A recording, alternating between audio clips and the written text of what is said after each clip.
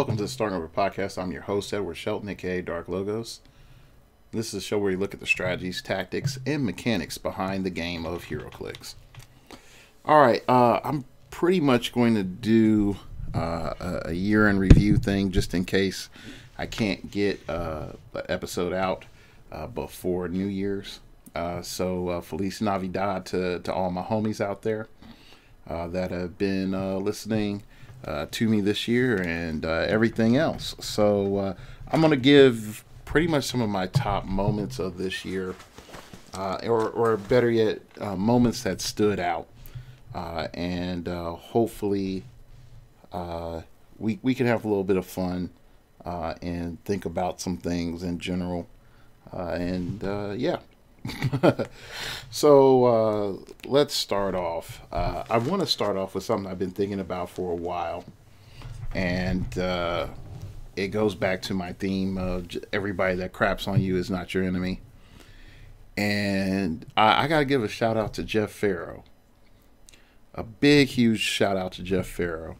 Now, some people might be wondering, what did Jeff Farrow, the bourbon drinking dude, have to do with you? And it goes like this. We're playing at Rocktober in Team Seals, and I'm playing Regent, and he is playing Big Boss Hill, Maestro, and 2 World Breakers at 50. And I have Regent and Alex Wilder and something else, Thoris, and I'm like, all right, I'm about to nuke you. And I won map, and I put us on the hedge map, and I just thought, like, yeah, I'm just gonna blast Regent, I'm gonna blast these World Breakers, it's gonna be easy. And it wasn't. And I saw what he was doing too late with Big Boss Hill and Maestro, and when I got ran up on, I got ran up on, and I just said to myself, I was like, wow, I lost this game, and he beat me pretty bad. And in the back of my mind, at the time, you're like, I'm better than Jeff Farrow, what the heck, man. PJ and Matt gonna be pissed off at me. I'm pissed off at myself. He beat me, blah, blah, blah, blah. You have those things that you say to yourself in the moment. And I sort of took in the loss and, moved on. And we didn't, break at Rocktober, and that was okay. But I kept in mind, like, what his team did. And so when we were playing in Team Worlds this year, and I saw Maestro, Big Boss Hill, and Nico Muro, I was like, yeah, that's what I'm playing. I know what it does. I've seen it work. You don't have to convince me. This is what we're doing. And I was able to go undefeated until my last round with that team, all because I lost to Jeff Farrow. So I lost in something that's smaller, took that lesson and gained something that's a lot bigger. So, again, thank you, Jeff Farrow, for beating me and showing me the advantages of Big Boss Hill and Maestro.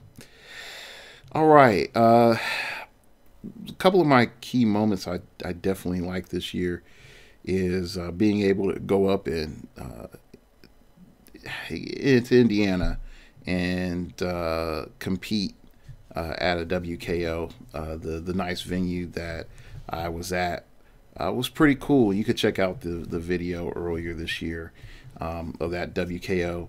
I had a first for the team, and it was something that I wanted for years, and it was 1, 2, 3. We were first, second, and third. And while it sucked for that venue, I do admit, but it felt really good to have a tournament aspiration be achieved. It wasn't the big stage. It wasn't, a title belt type situation.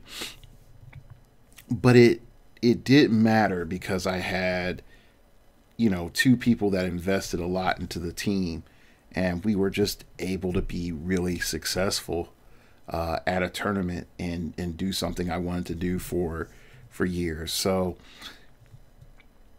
that's really one of my I would say this year really did start off really well. Looking back at it, being able to do a 1, 2, 3, and I know some folks will be like, "Well, wow, that's big," or "Wow, a lot of teams do that." But it was more significant for me because it was the first time that I was able to do it and be there, and that was sort of a milestone for our team, and I was a part of it. I wasn't just hearing about it, so that really did grab me. All right, the next thing that I have sort of thought about as something to look back at this year is realistically having a WKO in my local venue. And I know that doesn't seem like a lot, and it doesn't seem as a big deal, but it was the first tournament that I didn't have to drive. Well, I wouldn't say the first tournament. It was the first big WizKids tournament that I didn't have to drive out of state to go compete in, or to drive at least 2.5 to 3 hours to go compete in. And that was nice. And there was a level of comfort with that. I also do, understand, like, yeah, I didn't do too hot, but being able to wake up at like 9 and then like head to the store was was really comforting, and it was a great experience. And so that's one moment I will say is that definitely stands out to me for this year. Another moment that stood out for me this year was my first tournament win, which was sealed X-Men Xavier School. And I had to go through Calder Ness, which I feel a little bad for because it was podcaster versus podcaster. But finally getting that win, and then, sort of coming home and telling my dad that I finally, won a tournament. Because my dad's listened to me for years about my competitions, and I've told him countless amounts of times that I've gotten second place. Countless. And he's been somewhat supportive, somewhat like, okay, so when are you going to stop doing this? If you're not getting any return out of it. But it was I was happy to be able to sort of go back to my dad and say, like, look, I finally won a tournament. And like my dad and myself have this history of him being there for like a lot of my major competitions. Like when I did speech and debate and chess in high school, my dad drove me around to like 90% of the events. And so when I would come home with hardware, my dad would take me over to my grandmother's house. And if I was over there for the weekend, I would show my grandmother what I won. And most of the time it was like a first place and a third place. And very few times it was like a first place and a second or 2 first places. The time I got 3 first places, I was really happy because I did 2 individual events and 1 in debate. That only happened once, and I swear that that debate trophy is probably like my most prized speech and debate trophy.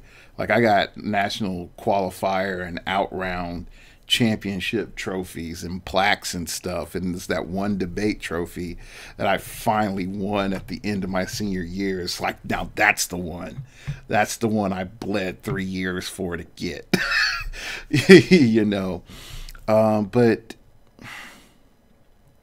my dad has been with me through competitions, and through the good times of college, and the good times of high school and the bad times of college, and the weird and wild times of post college, of doing heroclix. And so being able to tell him, I won, sort of continues that history that he and I share, with my success and failures in competing.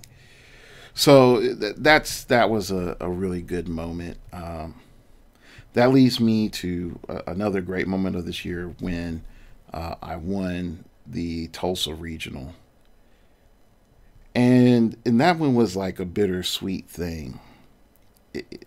It was great because, again, it's like I broke through. Like I finally hit this point of like, yeah, I've gone through all the competition. I've gone through, some great competitors, and I've finally have won.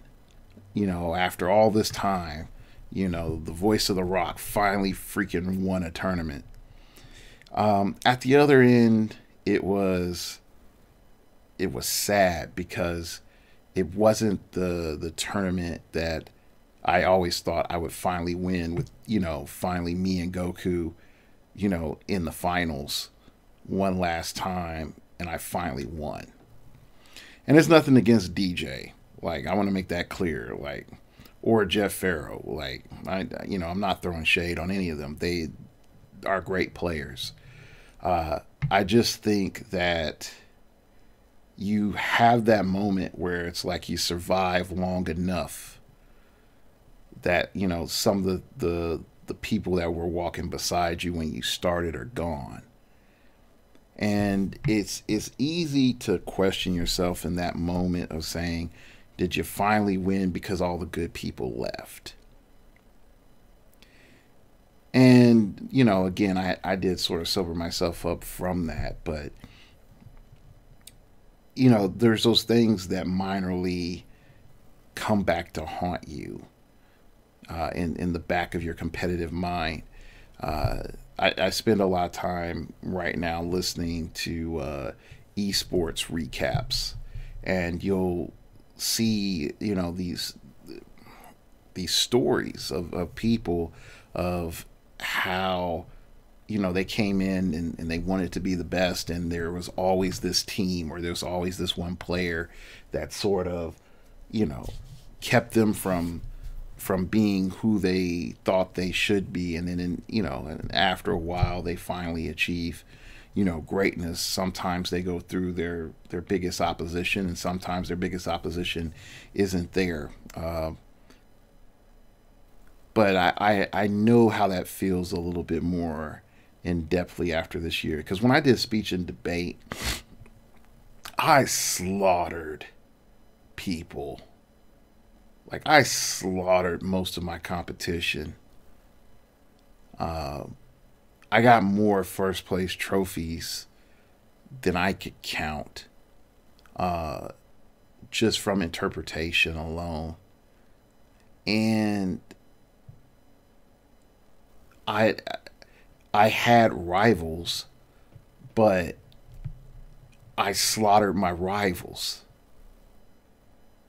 The year that, the big year that, my rival came after me, the only thing he could dethrone me from was getting a nationals bid and dramatic interpretation. And that's mainly because I really wasn't trying. So, like, speaking has always been my strength, and I've just rolled people in high school. In college, I had like big, huge battles with my coach. So, like, my freshman, sophomore, and junior year were trash. And when I got a new coach in my senior year, it was just like I was back in high school again. And I just rolled events. And so, like, going into heroclix, it's like I'm reminded, it's like, hey, man, you did all that speech and debate stuff, and you also did chess club, but, man, you didn't always do too hot at chess club. So I'm sort of reminded of that now.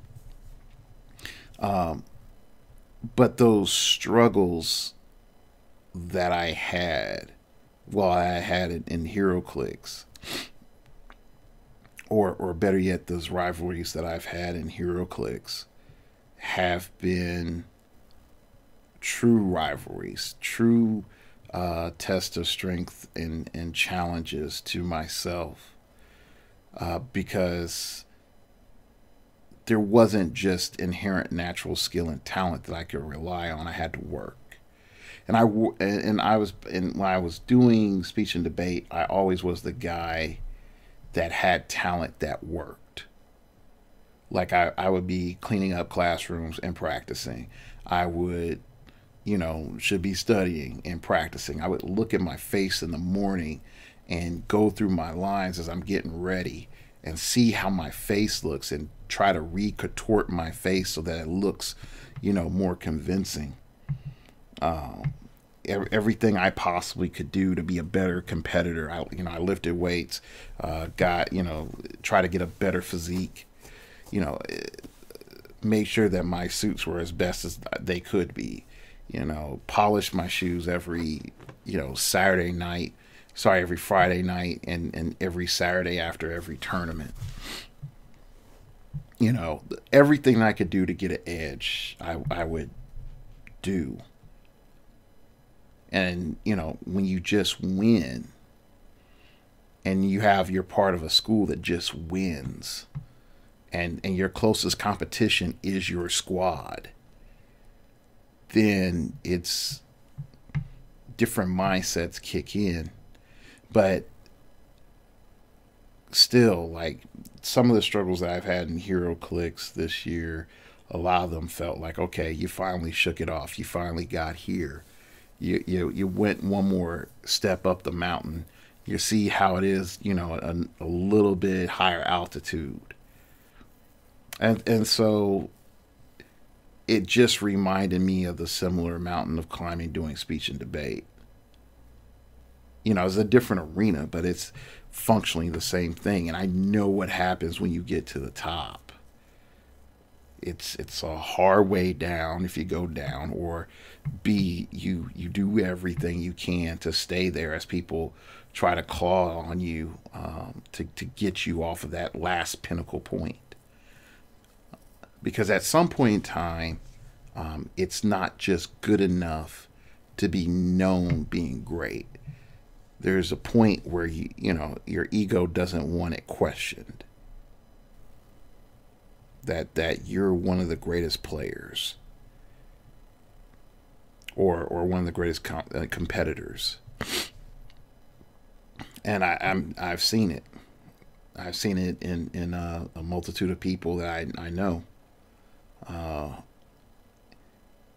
And so definitely, like I said, like this year, winning the Tulsa Regional has been one thing where I've been able to like reset myself and reevaluate myself and be able to realize a bit more of like, yeah, you are a lot better player than you gave yourself credit for. You're probably a lot better player than most people understand. So go out there and just do it. So there's that. I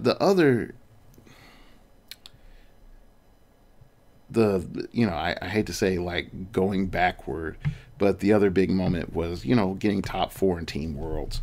And the conversation I had with Wes Griffin has been interesting, because we were talking about like, what do we need to have for success in teams, and some of the excuses that I don't tolerate as team captain.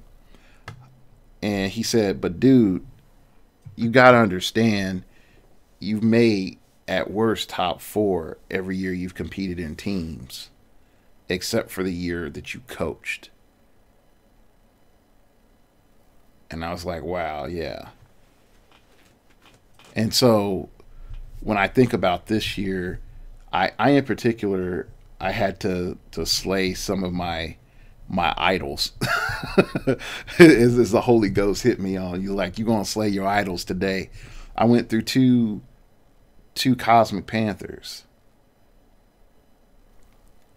and people would be like, well, Cosmic Panther's going to win, your matchup. And I'm like, not today. And I could clearly see, on that first day, it was like, in the spirit of the Lord is upon me to slay my opponents. I was ready. I felt like I could take on anybody with my team and just outplay them. And in a lot of situations, I did. There's sometimes I got lucky. There's one point in time I misplayed. But I look at that moment and it's like, yeah, this is a place that, most people in competitive scene, wouldn't, sort of respect the fact like, oh yeah, well, Dark Logos has never really won, but he's been in the top 4, so whatever team Dark Logos is on is probably a threat. Like your pride can sort of grab you on that. And even more so, I know that most, constructed players are like, well, whatever. You just got lucky. And I'm like, no, I have not had a year of doing well in teams where it was like, and we pull God mode. Like when I did it with Mason Dragon, we pull crap on the second time through. Crap. And we went through Majestics. And not nobody's Majestics, like Patrick Yapoko and Kevin Afru's Majestics to get to the finals.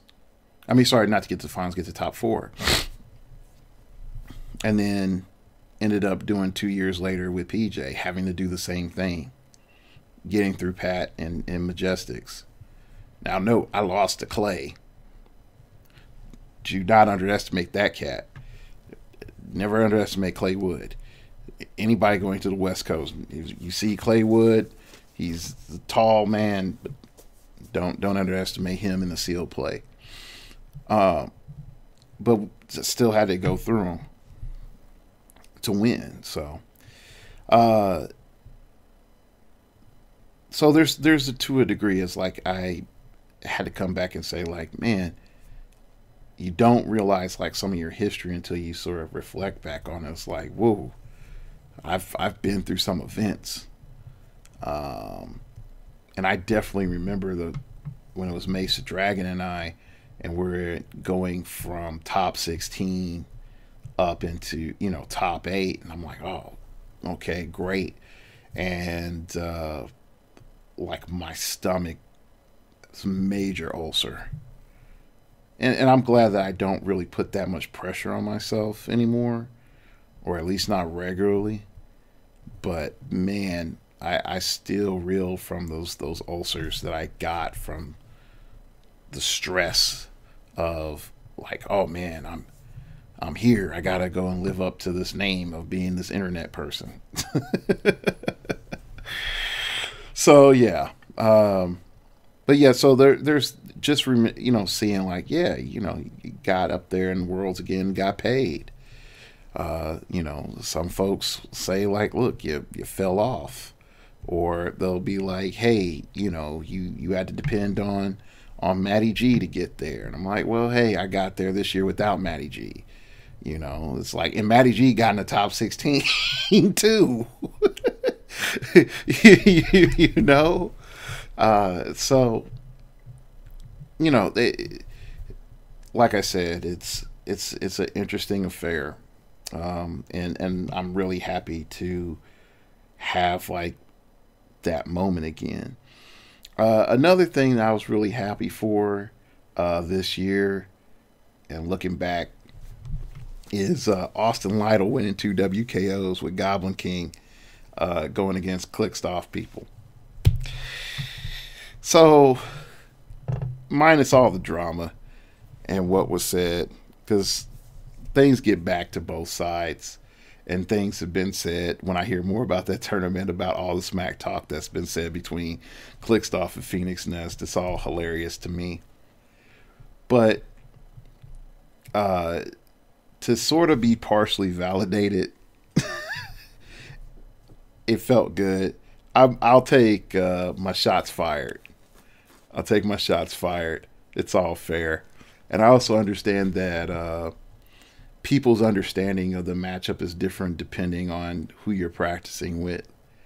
Definitely when I listened to Gosselman's understanding of the matchup versus how PJ displayed the matchup to us and how we practice the matchup internally, we practiced it two different ways. So we look at it two different ways. So I can understand how Dan would say, like, this is the best way to do the matchup. And I can understand how PJ would say, this is the best way to do the matchup. And we came to two different conclusions. And even experientially, we came to two different conclusions on what should and shouldn't be done. But like I said, I do feel good that Lytle won. Little Lytle won. But at the same time, like, he approached his year one in the nest, and it's a 2-year process minimum. And for him to have a level of success, it felt good. And that's one thing I really do like doing on this team is being able to celebrate people's wins. And some people would say it's like, well, are you more excited about PJ's Canadian win over that WKO win? And I'm like, I'm happy for both. Like, PJ's Canadian national win was a huge goal for him. He said this year he was going to get a national championship. It didn't have to be an American one, and as much as people like PJ, and root for him because he plays different stuff and he's innovative and all other things, a lot of people don't know how much he works. A lot of people don't know how much effort he puts in to understanding the matchups and how he looks at things. But at the same time, where Austin's at and PJ's at, they're two different places. So when you look at the scale, you have to say, like, yeah, that's a good place to be where you're at. PJ's been in, the program for over 2 years. Austin just got his year. So you got to say, like, all right, like, what's, if everything compounds in training, again, winning a WKO against pretty much the number one team in heroclix right now, with a lot of them present, matters. So I look at that as one of my own hype moments of this year. Oh man, another thing that I look back at and just talking about Clickstoff is pretty much how I handled the Dan thing. And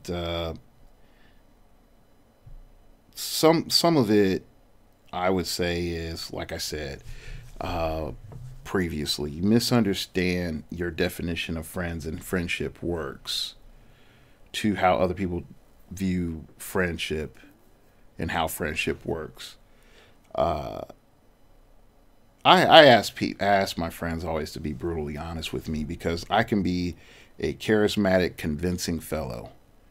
And in another time, I stripped many people out of their dreams to follow mine. And I learned how detrimental that can be when you look at the finite of time, being able to convince somebody out of their dream. And it's probably one of the most nefarious things that a person can do. And I used to be that type of person. So I respect honesty, and definitely being a personality now. There's some people that treat me like a personality. I get like Zeta grade internet celeb treatment at times, which I'm not complaining about. But it requires that when you interact with people, when it really matters, that they're real with you. Instead of being like, yo, you're Dark Logo, so what's going on with this, that, and the other, and try to get on your good side to get like underground information and whatnot. And so at Rocktober, I let some stuff fly that in my mind I would want to know would happen, about like what's going on the stream and all this other stuff. And I didn't really think about like, should I let that be known? Because again, in my personality, I would just want it to be known. And so I could, handle it or try to approach it in the future. And I didn't think about how it was interpreted. And when I went and dealt with Majestics,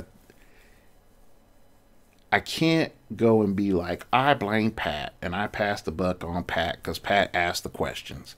That's dumb because that takes away responsibility from me because I can easily just say no comment. But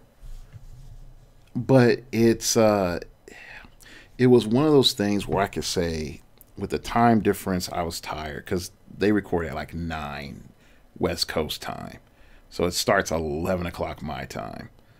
So you already see the time dilation that's happening right there. And then when it started coming down to the stuff that went at Rocktober and the questions about it, it really came to me as, and this is part that I didn't probably communicate the best.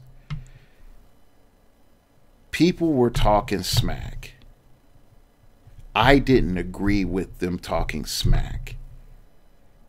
And even after being rebuked about, no, this isn't cheating, and no, this is okay, folks are still talking smack. And most of the people at Rocktober are predominant people in the game. So to just ignore teams and certain team leaders talking smack is naive. Okay, it just is. If somebody's like, there's drama, what was it about? You're like, well, some teams and some team leaders were talking smack. Okay. That's really, all I should have said.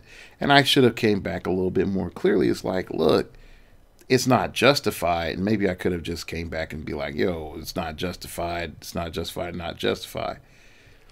But I understood why. I understood why people were talking smack. And it's a little bit more comfortable talking about now after Majestics. But one key element about Clicked Off is it's 1 and 2. Like you look at Dan and you look at Lane. And you have two really strong, dominant players. And not only that, they play the same thing most of the time at major events. And there's nothing wrong with that. You just know that if you play Lane, you're going to play the aggressive version of the team. And if you play Dan, you're going to play the passive version of the team. If no one hasn't scouted that pointed out by now, I'm sorry, you haven't done your job. And that part can get grating.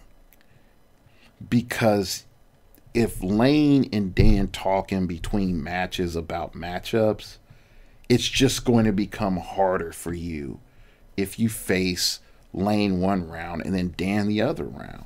I get it. That's part of it. Lane, at some point in time, I've said too, it's like, yo, the Jack Frost thing, folks eventually gotta forgive Lane about that. It's you gotta let it go. Okay, just be an adult about it. Okay, he made a mistake. He played through a tournament bad. All right, whatever. That was what, 4 months ago at that time? Like, okay, everybody knows about it. He said, I'm sorry.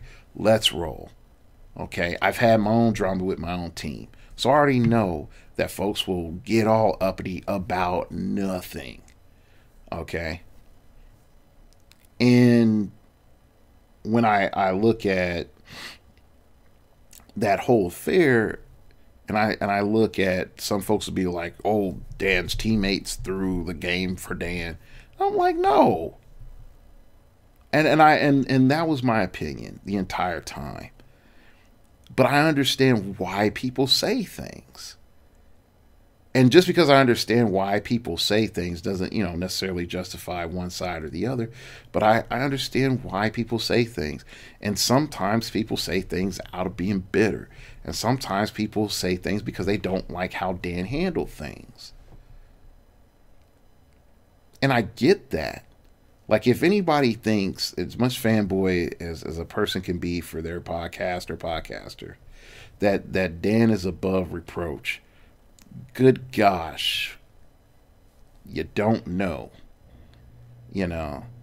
and I understand when you have that, hungry like the wolf mentality too, that when you get into that round and you're like, I'm going to kill you, and then you're able to have enough skill to turn it off and be like, all right, I'm going to be a decent person after it. Not everybody likes that, because some people don't think that's a consistency of a person. People consider that Jekyll and Hyde. I get that, but there's nothing wrong with that. And the main reason I definitely know that is because, I've seen some of my own teammates. They're cool things, but then when somebody's like, oh, you can't take that back, they'll go cold-blooded on you. And once that person is a dink, that's the activation, and then they'll unleash it. So it's not an issue of is Dan intimidating, or is Dan using his size or whatever. It's like, no, those aren't issues, but it's the fact that intensity that comes off of Dan, people don't get, and people don't like, because they too can't be that without being called a jerk or something like that. Now, here's the thing. If I throw it back at you, can you take it?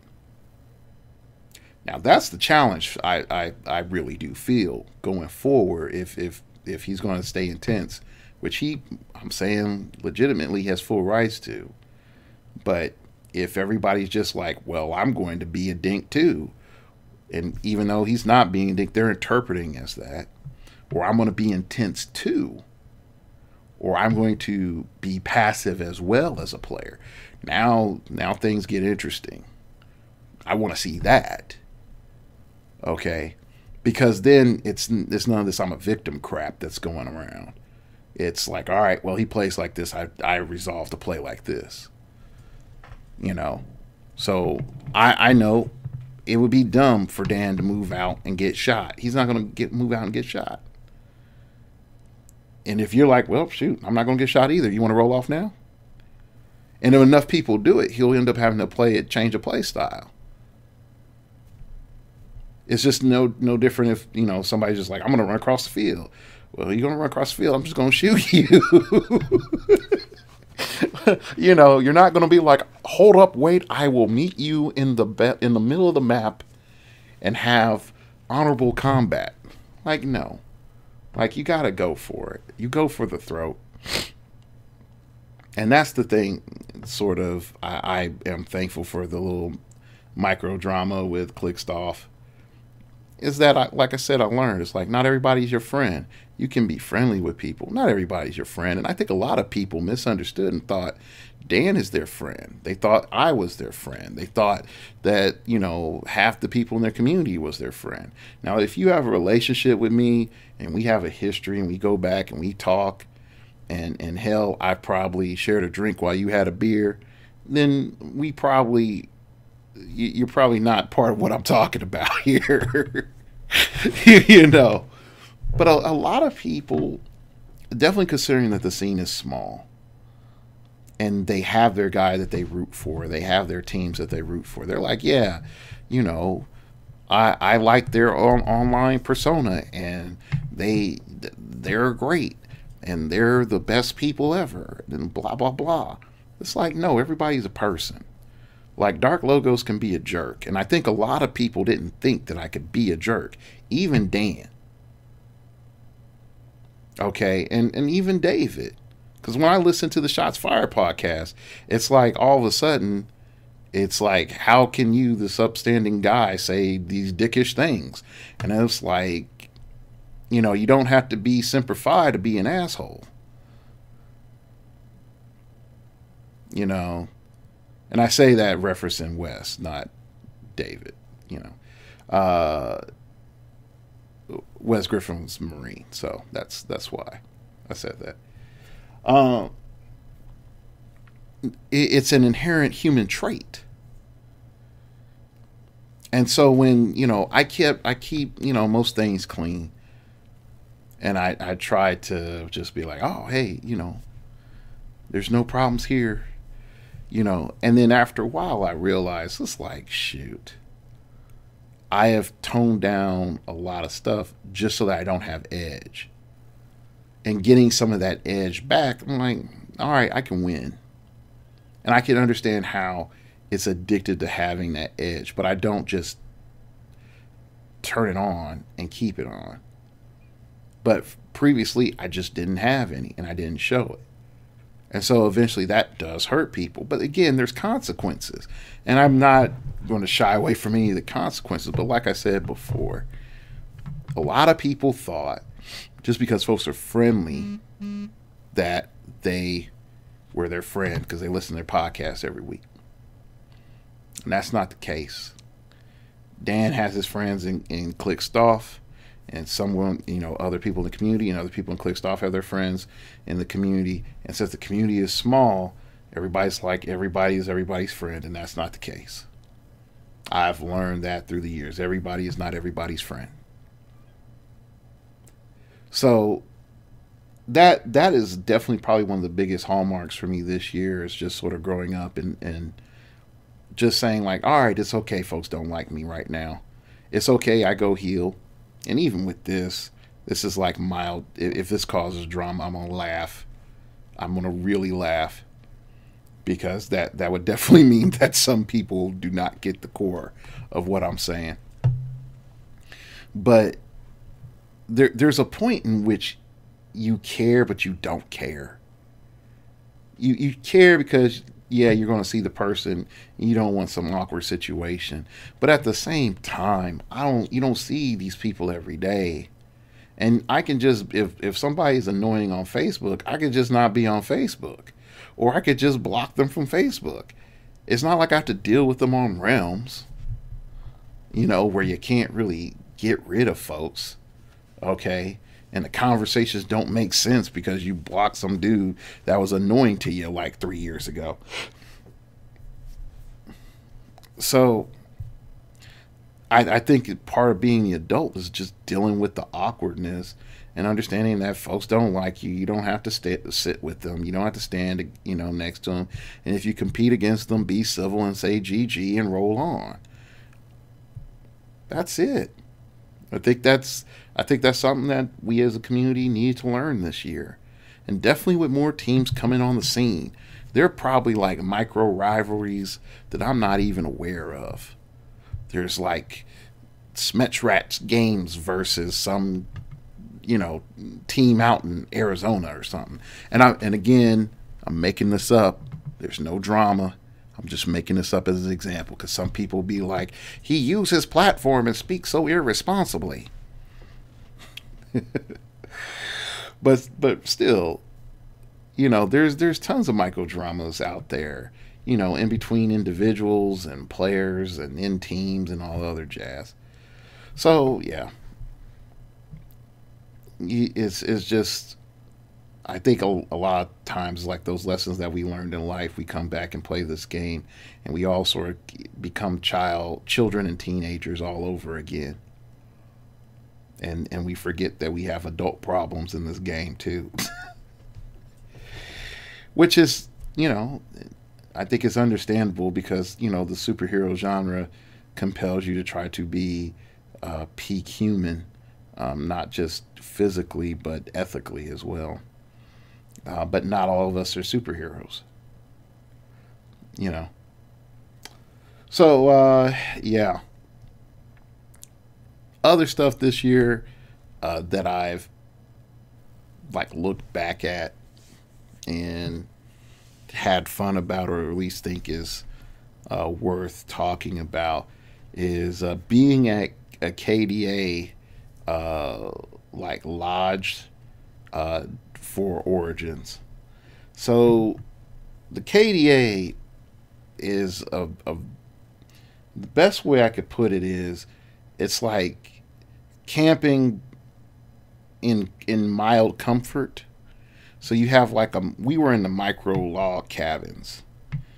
They're not like the big cool cabins with the beds. We got like a big bed and a bunk bed. Okay. And so it was interesting how cold it could be in these cabins, and I had to bring my own linen and stuff like that. And I realized that my suitcase I did not bring the appropriate type of linen to not freeze my butt off at night in that KDA campground. But it was nice. It was nice. It was something different. You wake up, you take a deep breath, you get that, outdoorsy air before you go and be next to 80 different sweaty nerds to go play heroclix. You get some Mother Nature in you before you go inside of the concrete dome for the next 8 to 10 hours. So, other than the fact that I had freaking bugs eat up my ankles like really bad, that's the only downside. Like when you walk to go get to your shower, and I guess every morning every bug was like, "Oh, fresh meat, here they come," and they just ate up my ankles like nobody's business. So yeah, but I think for this year in Clicks, there's some lessons that I would say that the community learned. Number one is we value our prestige, and with the Rock and Wiz Kids working together, semi-merger thing, and the arrival of Majestics, and we really, like, I have seen more comments about prestige lately than I've had seen in a couple of years. And I remember when Rock first came out in those first 1 or 2 years, folks would say it's like, "Oh yeah, the prestige of winning Rock," and that was there. And so I want to see some of that get recaptured with Rock. Where's the prestige of being on top of Rock, and why is that? Another thing that I think that the community learned this year is we will create what we want. We will create what we want. And it seems that no matter what, the biggest things that I see being created are more teams, which is really important for the growth and continued competition of this game. We see people, I'm not going to front, I'm going to call it the Phoenix Nest model, adopting people outside of their area or not even in their state, or within a reasonable drive distance, picking up players from all over the country and sometimes all over the world. Shout out to the European Union guys. That's multiple countries right there for a super team, And by doing that, I think we're going to enter into a super age of competition. It's not corporate yet. It's refined, but it's not esporty yet. Like some people could make some ducats, but I don't think anybody's like, yeah, I get free heroclix, son, and I make 10K a year. Like, I don't even think we're rolling like that. Check out my Twitch stream. Maybe Happy Little heroclix, dude. Happy Little heroclix on that Twitch stream, man.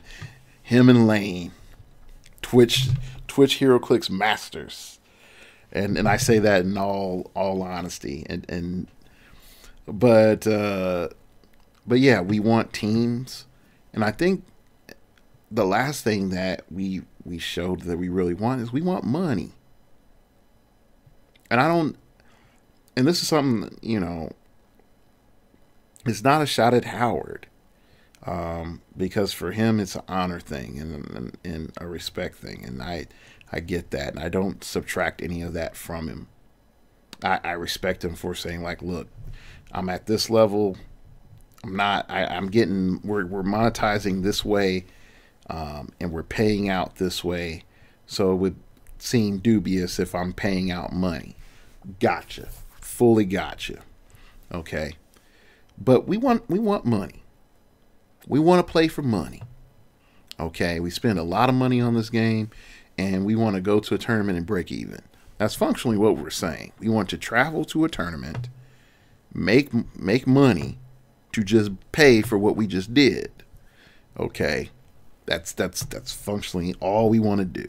And if we can make enough money to have some left over, then we're really interested in it. So I see, more regional events coming up where you can go play for money. Now, again, is the infrastructure going to be sustained? Are there going to be enough people that you can trust to get paid your money? That's yet to be seen. But I think that's a clear thing that we want. We want to get paid. We about that dollar bills, y'all. So that's something. And so we can see teams come together to be paid. We love our prestige and we love our money.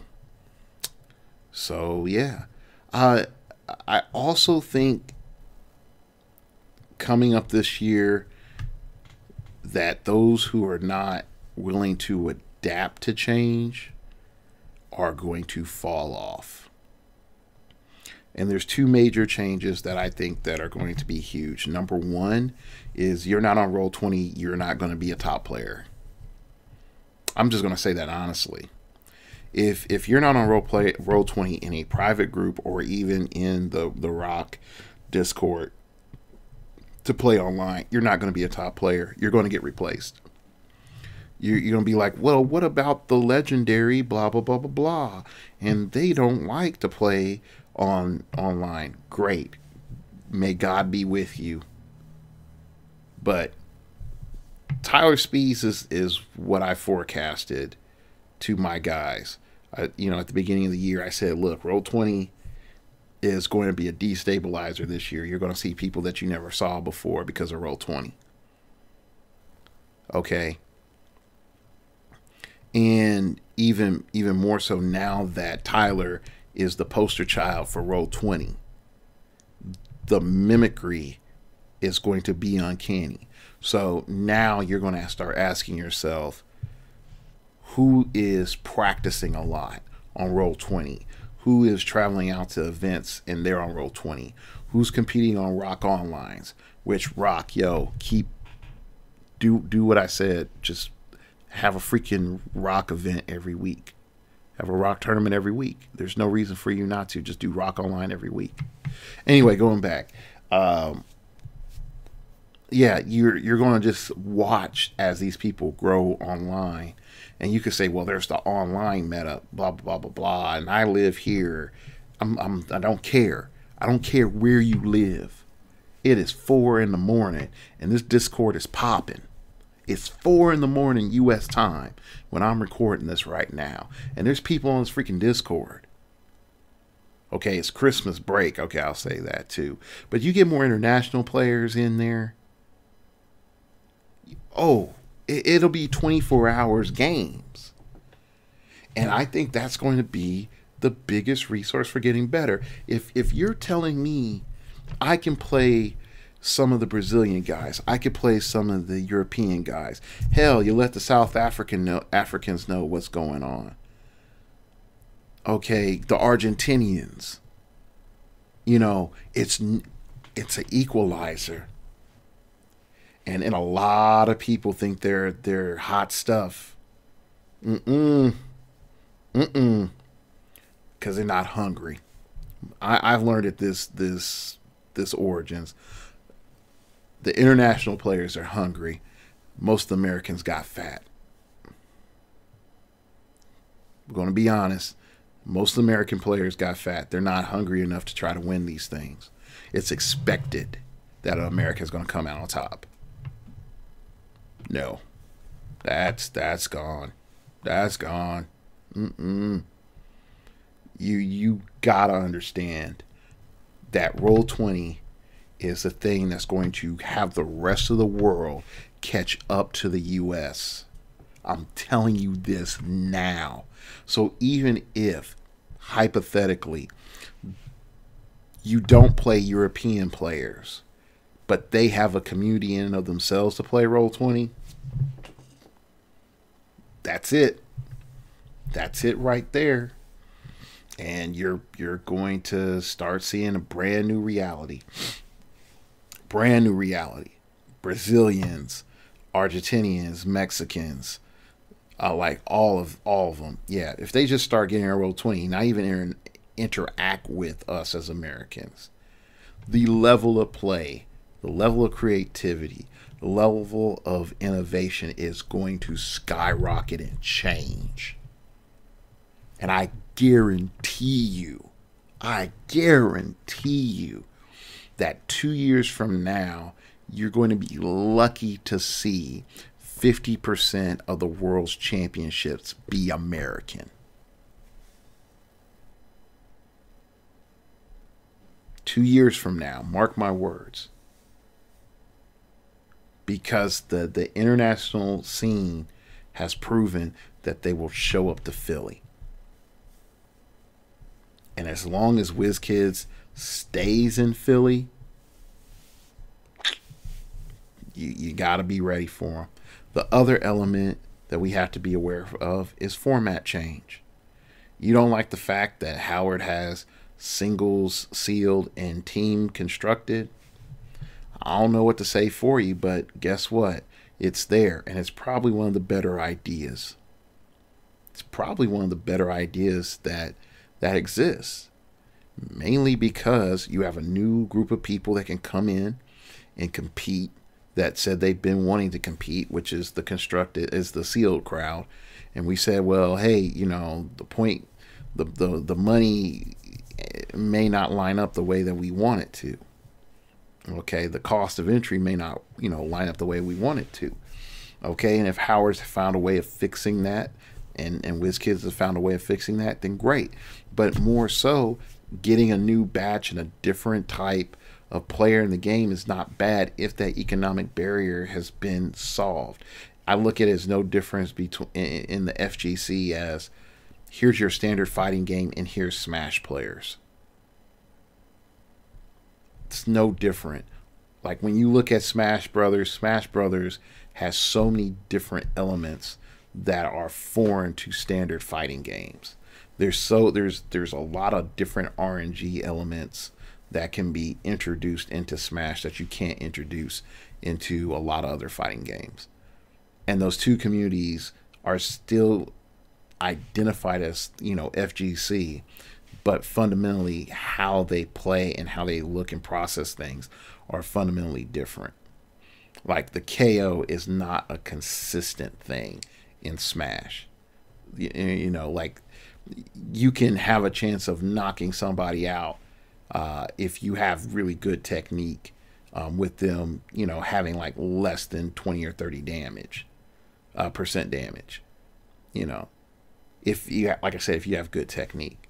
Whereas in a standard fighting game, oh, you did 20-30% of my damage. The game hadn't even started, you know.